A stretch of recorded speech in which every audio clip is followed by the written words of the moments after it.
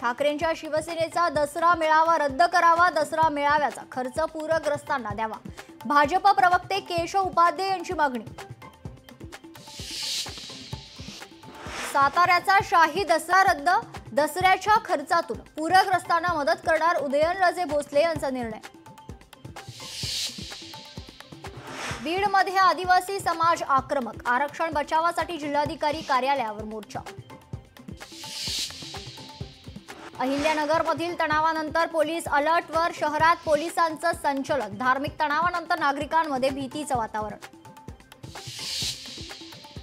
50,000 हेक्टरी मदत आवश्यक, कर्जमाफी करा ती सर्वात मोठी मदत, संजय राऊतांची मागणी। तर पीएम केअर फंड निवडणुकीसाठी वापरणार का, असा खोचक सवाल। सिद्धिविनायक मंदिर न्यासाकडून पूरग्रस्तांना मदत, सिद्धिविनायक मंदिर न्यासाकडून 10 कोटींची मदत जाहीर, मुख्यमंत्री सहायता निधीमध्ये मदत देण्याची घोषणा।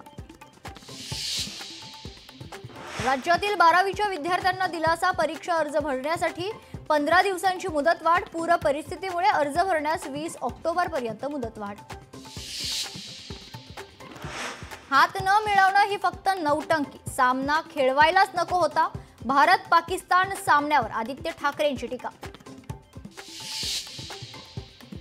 भारत पाकिस्तान सामन्याविरोधात ठाण्यात तोडफोड, ठाकरेंच्या शिवसेनेनं हॉटेलमधील टीव्ही फोडले।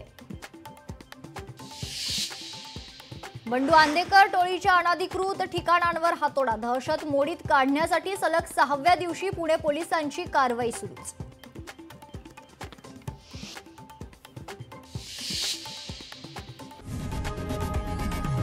लोकशाही मराठी ऐका, पहा, जागरूक रहा।